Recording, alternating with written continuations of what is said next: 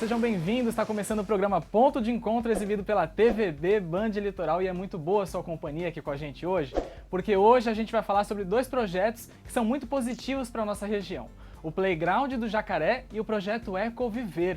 E sobre o primeiro deles, eu vou bater um papo com o Matheus e o Felipe, que já estão aqui com a gente. Sejam bem-vindos, meninos! Boa tarde, boa tarde. Boa tarde. Já queria começar perguntando para vocês no que consiste o Playground do Jacaré, que eu adorei esse nome. Então, o Playground do Jacaré, ele consiste em várias peças, né, que a gente idealizou, né, através de um projeto acadêmico, que forma, né, todas essas peças desse Playground, tem o formato do jacaré, né, com aquela para idealizar, né, o jacaré que tinha na lagoa, e trazer aquela história que todo mundo conhece aqui da região. Mas que lagoa é essa, Matheus? A lagoa fica fica no Morro da Nova Sintra, né, aqui em Santos. É a Lagoa da Saudade. Olha que legal, então aquela lagoa que a gente conhece, que fica lá no Morro da Nova Sintra, que tem aquela lenda, né, de que tinham jacarés ali que moravam ali naquele lugar. Será que é verdade mesmo? Tinha jacaré? Vocês foram pesquisar a respeito disso? E montaram um projeto baseado nessa informação? Então, a gente pesquisou, tinha um jacaré, mas ele já não está mais lá, né, por conta das chuvas, ele acabava saindo da lagoa e era um risco tanto para o animal, tanto para a população. Então, a prefeitura decidiu retirar ele, mas a lagoa ficou conhecida como jacaré, como a Lagoa do Jacaré, e ela é mais conhecida às vezes como a Lagoa do Jacaré do que como a Lagoa da Saudade, né? Então, por esse personagem da região, super famoso, e foi por causa dele que a gente idealizou esse projeto do Playground. Ô Felipe, mas como é que surgiu a ideia de fazer? Por que escolher o Morro da Nova Sintra? Por que escolher essa lenda aqui da nossa região? Explica pra gente. Então, no nosso curso, né, esse foi um projeto acadêmico, e a gente tinha que escolher algum ponto da cidade que necessitasse de uma revitalização ou, tipo, né, que tivesse, assim, que fosse uma área de lazer que necessitasse de um playground, né? Então, tipo, o primeiro ponto de partida era escolher um lugar, né? E a gente acabou escolhendo a Lagoa da Saudade porque a gente viu que lá tinham poucos brinquedos, né? A gente tinha uma movimentação muito grande de crianças ali, só que, assim, não tinha algo, né, que chamasse atenção, né? Que, tipo, não tinha algo mais, vamos dizer assim. Tinha uns brinquedos simples, né? E, assim, tipo, a gente viu essa carência naquele lugar e a gente decidiu, né, construir um playground para ali. Então, a escolha do lugar veio antes da ideia, né? E depois que a gente escolheu o lugar, que a gente viu que tinha toda a lenda do jacaré e tudo mais, aí sim a gente decidiu fazer em cima do jacaré, né? Se basear. Porque, na verdade, a proposta era fazer um mobiliário urbano, né? Era uma proposta de mobiliário urbano que fosse voltado para crianças. Era isso, né, Matheus? Isso. Um mobiliário urbano que fosse voltado para crianças, né? E a gente partiu dessa ideia do projeto. Muito legal essa ideia, né? Porque assim, eu imagino que para as pessoas que moram ali na região também, deve trazer uma questão de valorização, de pertencimento também, né?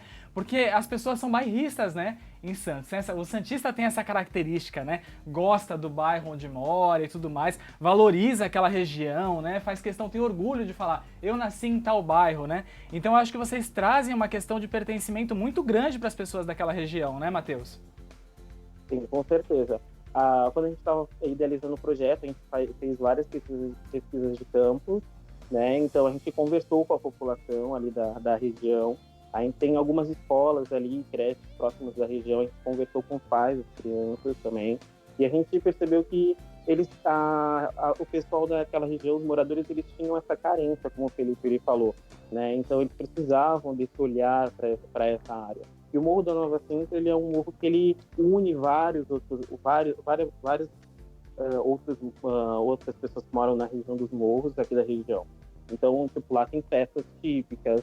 Então, é um ponto de encontro e uma junção muito forte dessa comunidade. Então, por isso que a gente viu essa necessidade de atender a população naquela região. E a gente, através das entrevistas com a população, a gente notou, né, que eles precisavam dessa atenção. Agora, assim, eu estou muito curioso para saber o seguinte: como que um projeto que a princípio era acadêmico pôde se tornar um projeto possível para o município, ou seja, uma obra pública, né? Como foi esse processo? Porque não é uma coisa comum da gente ver, né? Uhum. Então, foi basicamente por um acaso, só que não exatamente por acaso, né? Vamos explicar. Nada é por acaso. Nada é por acaso, exatamente. O Rica Mota, que é um artista muito famoso aqui na região, é o cara que fez o Peixe na Entrada de Santos, que é uma obra bem conhecida, todo mundo vê. Ele foi fazer uma palestra na nossa universidade, né? E aí a gente assistiu a palestra e tudo mais, e aí depois um dos nossos professores encorajou a gente a mostrar o projeto, porque até então no projeto acadêmico a gente tinha maquete, a gente tinha, tipo, todos os detalhamentos, e, né, encorajou a gente a mostrar para ele. A gente acabou mostrando para ele, e ele é um cara, assim, que tinha um contato com o pessoal da prefeitura. Ele gostou bastante do projeto e convidou a gente, né, depois de uma semana mais ou menos, para poder apresentar isso, né, como uma proposta para a prefeitura. Aí a gente foi, junto com ele, e aí basicamente acabou caindo na prefeitura mais ou menos assim. Então, foi através dele, né, tipo, ele levou a gente para a prefeitura, e a partir desse momento a gente teve a reunião com o prefeito, que inclusive foi algo que chocou a gente, porque no início a gente não estava acreditando que ia acontecer o projeto. Tipo, era mais uma proposta, tipo, vamos tentar, né, nada a perder. Só que aí, a partir do momento que o próprio prefeito, né, convidou a gente para ir para a sala dele e fez a gravação nos stories e falou que o projeto ia acontecer, a gente, assim, meio que foi uma surpresa muito boa pra gente. E foi isso, né? E aí, a partir daí, a gente foi trocando o projeto, detalhando ele, conversando com os órgãos da prefeitura e trabalhando coletivamente. Peraí, Felipe, você tocou num ponto agora muito interessante. Você falou a gravação dos stories. Que stories são esses que você está falando? Do prefeito? Sim, a gente chegou a aparecer nas próprias redes sociais dele. Foi até uma surpresa, porque a gente achou que fosse só uma reunião com ele para poder apresentar para ele. E aí, quando a gente chegou, tipo, a gente entrou na sala dele, aí ele conversou um pouco e tal, aí do nada apareceu uma pessoa com uma câmera já filmando, e aí mostrando a maquete, aí falando o que ia acontecer, e a gente soube ali na hora, assim, que ia ser real mesmo. Agora, assim, já caiu a ficha de vocês de que daqui pouco tempo, eu acredito, vocês vão ter a possibilidade de levar um filho, um sobrinho, um afilhado para brincar num parque, numa obra pública que foi pensada por vocês? Foi demais. Eu já pensei nessa possibilidade, a gente até brinca no grupo entre a gente que quando acontecer a inauguração a gente vai ficar lá durante uns dias só lá falando, olha quem realizou, a gente tá aqui, a gente fez, entendeu? A gente tá bem animado para, como o Felipe falou, quando a gente chegou na entrevista com o prefeito e entrou a câmera para gravar a gente tava, meu Deus, a gente não esperava que seria assim. A gente achou que a gente ia passar por vários processos que a gente passou depois, mas a aprovação foi muito rápida e imediata. A gente ficou em êxtase total quando isso aconteceu com a gente. A gente chama isso de imersão, né? Passar uns dias lá no parque vai ser uma imersão. Eu também quero participar disso. Agora, você falou em inauguração. Já tem uma data prevista de inauguração?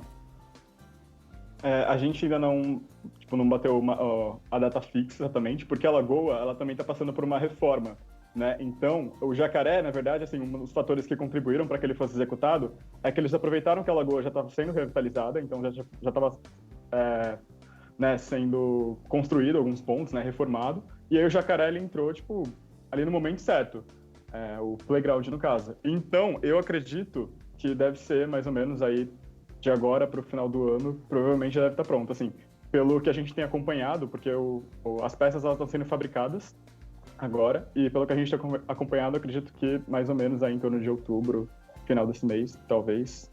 A gente, assim, não tem uma data exata, né? Tipo, a gente não bateu o martelo ainda na data, porque a gente depende desses outros fatores. Eu já tô ansioso. Agora eu queria saber de vocês o que é mais desafiador. Se é idealizar um projeto grande como esse, tão bacana, ou adaptar esse projeto para ser recebido pelo município, né? Porque eu acredito que exista toda uma burocracia, né? Que o projeto ele tenha que atender algumas especificidades e tudo mais, que deve ser bem trabalhoso isso. O que é mais desafiador?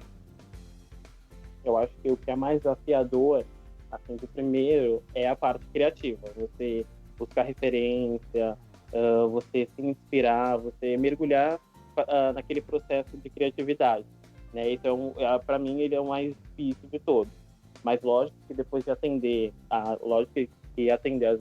todas essas normas e leis para regulamentar um playground, essa também é uma outra parte muito importante. Ela é uma parte mais séria e mais complicada. Mas acho que a parte mais difícil é você conseguir tirar o que você tem da parte criativa para fora, né? Você conseguir idealizar o que você está pensando e transformar em uma coisa física.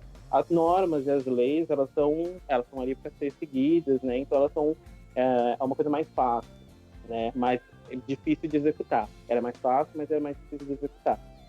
Agora, quando a gente fala em normas e leis e tudo mais, a gente pensa também em acessibilidade, né? É um ponto que vocês levaram em consideração na hora da concepção e já da execução também do projeto? Porque as obras já estão sendo feitas, né? Não, assim, a gente levou em consideração a parte da acessibilidade. Então, em questão, por exemplo, das paredes interativas, a gente fez justamente para isso, né? Para que outras pessoas, outras crianças, né, com deficiência, conseguissem brincar. Então, a gente pensou nisso. Sim, também. Teve esse ponto, a gente chegou a explorar bastante. Agora, sim, o grupo não é formado só por vocês, né? Tem mais pessoas. Como é que foi conceber um projeto com tantas opiniões diferentes? Primeiro, quantas pessoas tem no grupo? E como é que foi esse processo, né, de ceder, né? É quase uma questão ali de humildade, né? De você vencer a sua vaidade, né? Porque cada um quer que a sua ideia prevaleça, né? Pensando no bem do projeto. Como é que foi esse processo para vocês? No grupo, ao total, nós somos em 6, eu, né, o Matheus, o Felipe, a gente também tem a Camila, a Alicia, a gente tem o Eduardo e a Ana. Né? Então, a princípio, o nosso projeto acadêmico ele era um mobiliário para brincar. Uma coisa simples. Como a gente é um grupo de 6 pessoas, a gente decidiu, a gente pensou, por que cada um não faz um brinquedo? Né? Aí foi dessa forma que a gente conseguiu conciliar essa parte da divisão de tarefas. Então, cada pessoa foi responsável por um brinquedo, ou por 2 brinquedos, e foi assim que a gente conseguiu ultrapassar, né? Essa, digamos assim, possível briga de ego ou alguma coisa que pudesse ocorrer durante o processo criativo, né? O nosso processo criativo, a gente tenta minimizar essas quebras de criatividade. Então, tudo no processo criativo para a gente é permitido. Aí, depois que a gente tiver todo o nosso processo criativo criado, aí que a gente começa a descer mais um pouquinho para o chão, né, colocar o pé no chão, e a gente começa a pensar mais o que realmente é viável, o que não é viável. Tanto que tem alguns brinquedos que a gente fez para o projeto, né, que a gente teve que reformular, e teve alguns brinquedos que eles saíram por conta dessa parte real da gente descer mais um pouco o pé no chão. Agora, rapidamente, porque o nosso tempo está acabando, a gente está tão entusiasmado com esse projeto, tão ansioso para que ele inaugure logo, para que eu possa levar os meus sobrinhos para brincarem lá.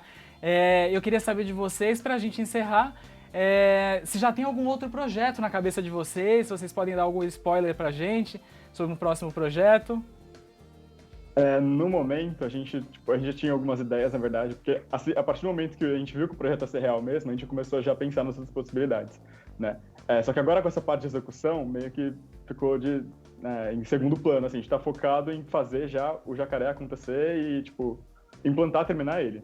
Só que a gente tinha pensado já em algumas outras possibilidades de área da cidade, então a gente tá explorando aí, só que como vai mudar, né,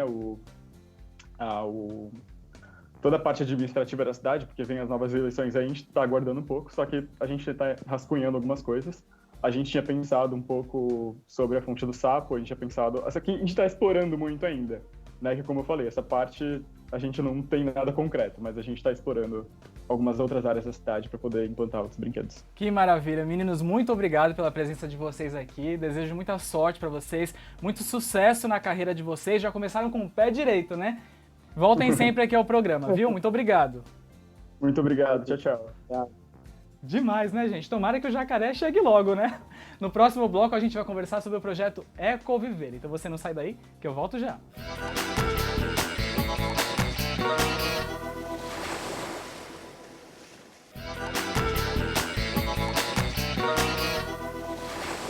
Voltamos com o programa Ponto de Encontro. Agora eu vou bater um papo com Heloísa Melilo, que é gestora de um projeto que eu adoro, chamado Ecoviver. Seja bem-vinda, Elo! Muito obrigada, Rodrigo. É uma alegria estar aqui com vocês na Band e poder falar com esse povo todo da Baixada Santista que eu gosto tanto. Imagina, pra gente que é uma alegria e uma honra. Elo, já quero começar sabendo de você o que é o projeto Ecoviver. Conta pra gente. Bom, o projeto Ecoviver, ele nasceu... Eu já vou contando um pouquinho da história, pode ser, Rodrigo? Como você preferir. O projeto nasceu em 2006... com um compromisso de levar o tema da sustentabilidade para dentro das escolas de algumas cidades, a princípio do estado de São Paulo e do Paraná. Conforme o desenvolvimento do projeto se deu ao longo dos anos, a gente está há 14 anos aí na estrada, a gente foi percebendo um avanço dessa discussão, um aprofundamento dessa discussão, não só do ponto de vista da educação, mas a discussão global. No meio dessa jornada, chegaram os Objetivos do Desenvolvimento do Milênio, depois, em 2015, os Objetivos do Desenvolvimento Sustentável, e o projeto foi acompanhando toda essa evolução da discussão da sustentabilidade dentro do panorama global e como a gente podia levar essa questão para dentro das escolas de uma forma que fosse muito atraente para os professores, em primeiro lugar, em que eles pudessem se engajar e que, por outro lado, a gente pudesse proporcionar para as crianças e para os jovens das redes públicas de ensino municipal e estadual das cidades atendidas uma inserção no pensamento do tema, porque o que a gente acaba vendo muitas vezes é um excesso de informação, mas um baixo comprometimento. Então, desde o princípio, a gente procurou trazer uma metodologia, que hoje é uma tecnologia social, que promovesse um autocomprometimento a partir da reflexão das informações que estão disponíveis no dia a dia de cada um de nós, aonde quer que nós estejamos. Você tocou em vários pontos muito interessantes na sua resposta, Elô. Um deles foi a questão de entrar na escola pública. Eu queria saber na prática como que isso funciona. Vocês se inserem na rotina da escola, é isso? Isso. A gente entende que o tema do desenvolvimento sustentável, ele é um tema transversal. O que isso significa? De alguma forma, ele está presente em todas as disciplinas e em todos os anos de qualquer currículo escolar. Então, não é uma aula sobre sustentabilidade, é como eu insiro essa discussão dentro do meu programa de trabalho. O professor de matemática vai dar aula de matemática, ou de português, ou de história, mas, por ser um tema transversal, ele faz o convite a um trabalho interdisciplinar, ou seja, eu trabalho em todas as disciplinas de forma integrada e articulada. Ele vai se inserindo no contexto. Os alunos não resolvem problemas de matemática? Por que a gente não resolve problemas que dizem respeito à sustentabilidade? Na aula de inglês, a gente não aprende palavras, frases, verbos e outras coisas em inglês? Por que a gente não pode entender como que está acontecendo esse problema nos países de origem que falam a língua inglesa? Na aula de português, a gente lê textos, a gente escreve textos, a gente faz exercícios de gramática. Por que não inserir esse tema dentro das aulas de português?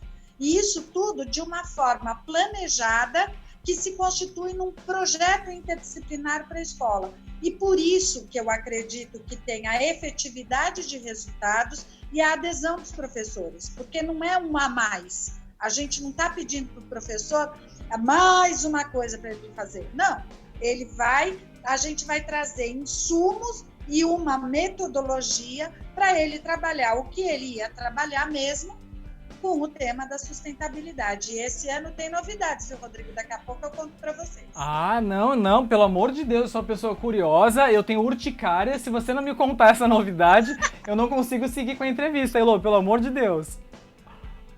Então, a gente avançou na questão da discussão da sustentabilidade, porque a gente está com um assunto dentro do nosso mundo e do nosso Brasil que é muito palpitante. Você sabia, Rodrigo, que o Brasil ocupa o terrível lugar no ranking mundial de terceiro país com mais mortes e acidentes no mundo? Nossa, eu não sabia. Acidentes de trânsito. A gente vai atacar de cheio esse ano a questão da segurança viária, numa perspectiva de proteção à vida. Esse ano, o nosso slogan é Protegendo a Vida de Hoje e de Amanhã. As crianças pequenas, a gente imagina que morram de acidente na piscina ou na laje, que morram de sarampo ou de pneumonia. Não é. A maior parte das crianças, sabe de que morrem no nosso país? Não. De acidente de trânsito. Ah, meu Deus. Pois é. A gente está com esse ranking maravilhoso, ocupa esse lugar maravilhoso no ranking, em que as nossas crianças morrem muito de acidente de trânsito. Então, trabalhar, e trânsito não é só o carro, a gente acha que trânsito é o carro passando na rua, mas não. O trânsito é composto por todo o conceito de mobilidade humana.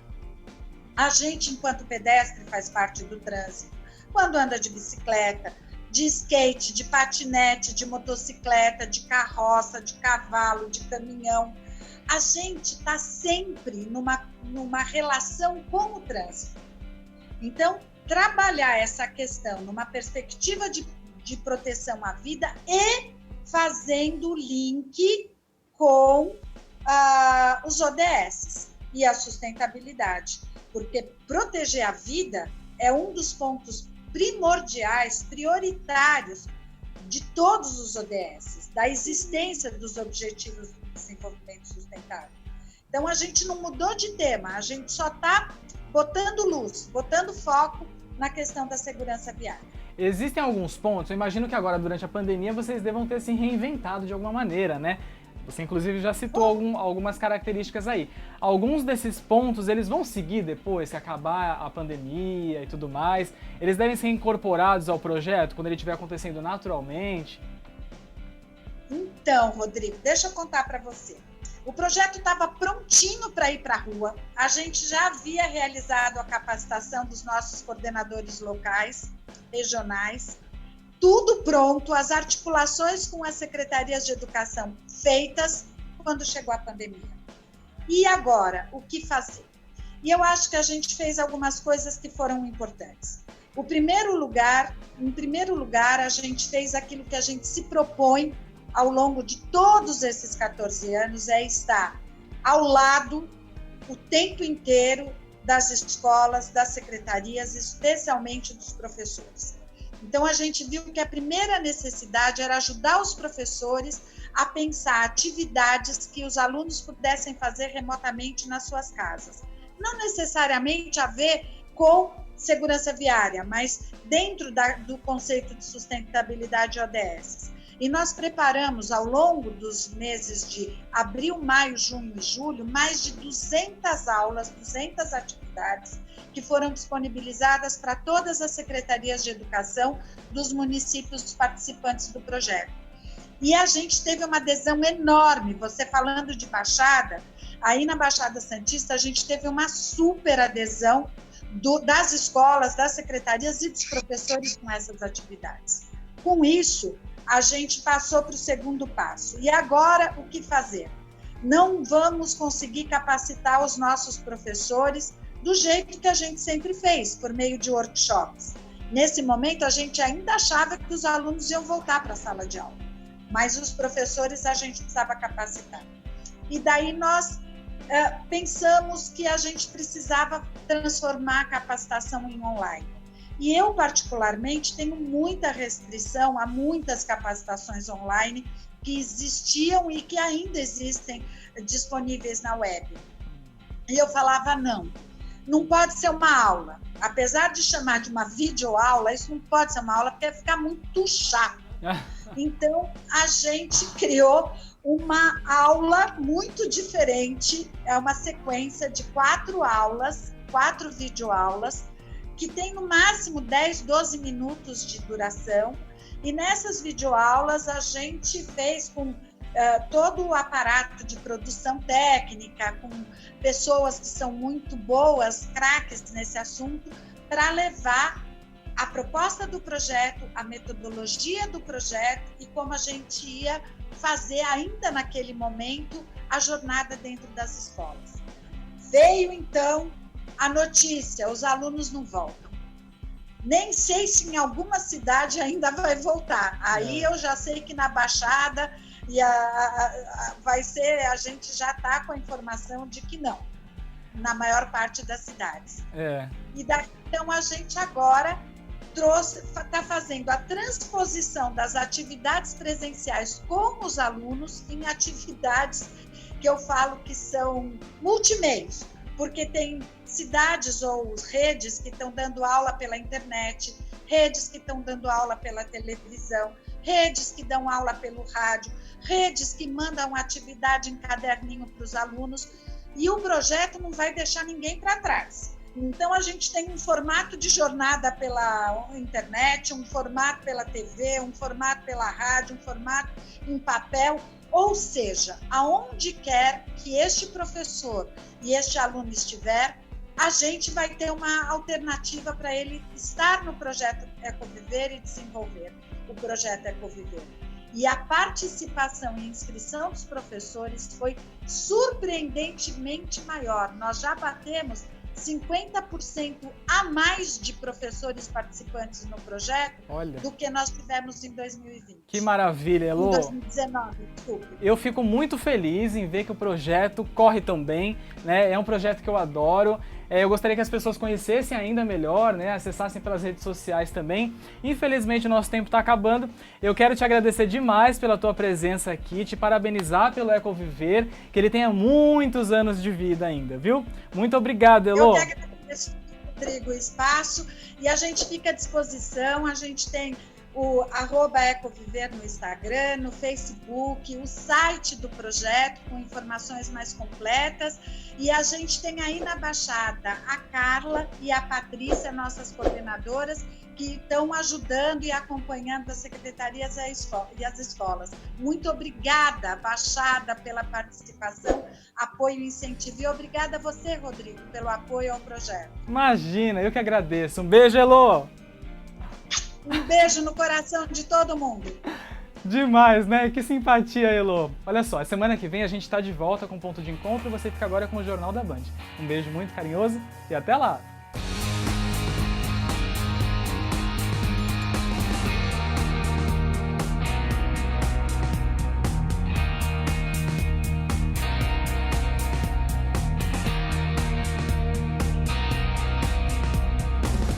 TVB, afiliada integrante da Rede Bandeirantes de Televisão.